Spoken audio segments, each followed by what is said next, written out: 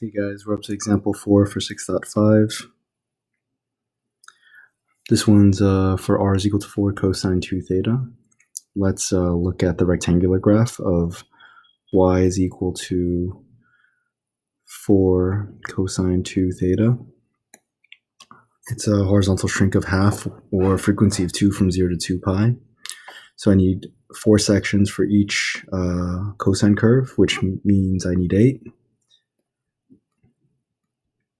Cosine starts at its maximum value of 4 in this case. So 1, 2, 3, 4, it's at its max, gets to its mid, 0, its minimum, back to 0, back to its maximum, 0, min, 0, max.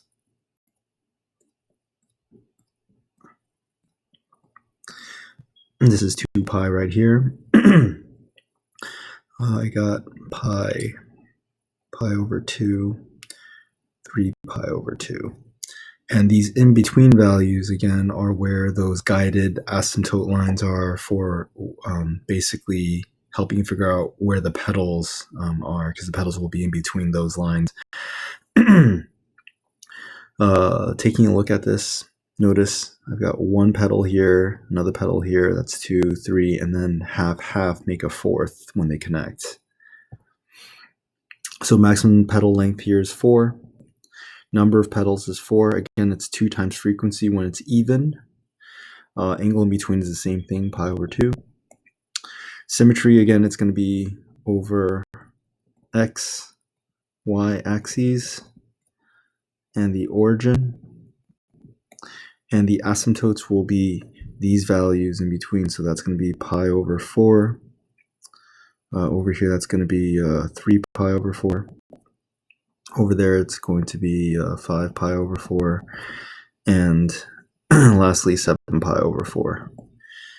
So, and you're going to realize we really only need pi over 4, 3 pi over 4 at this point, because when we sketch it in, if I draw it through the origin,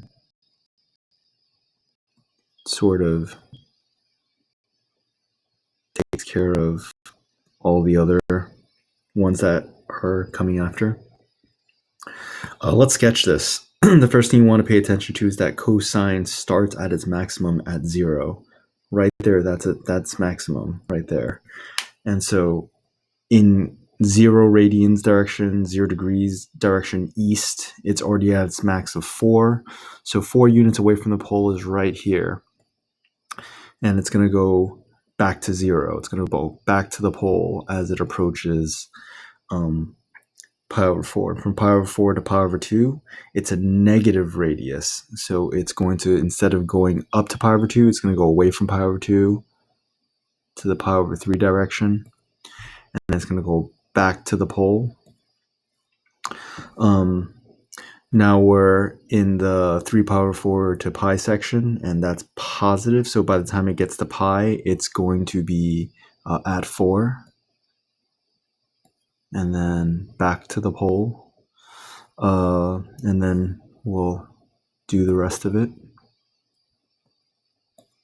And then finally, like that. So this is B, C, D, and this would be E, but basically back to A at this point, right? So again, this would be A, B, C, D, and then the order would be like this. Oops, let's try that again. Starts over here.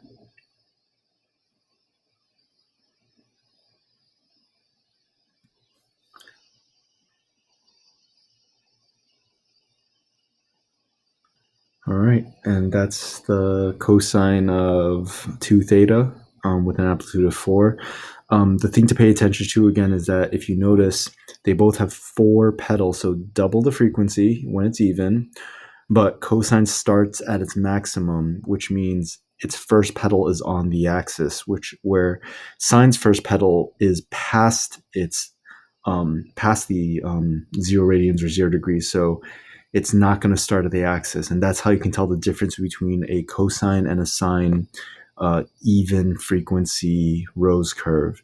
Cosine will always have petals on the axes, whereas sine will have petals in between. Now, if we have more petals, like 8 petals, the difference will be that cosine will still have 4 petals on the axes, and the other 4 will be in between, whereas sine will have all of its 8 petals in between the axes. None of them will be sitting on the axis. And you can throw that in your graphing calculator and take a look. But we can look at that in another example once we look over all the odd ones as well.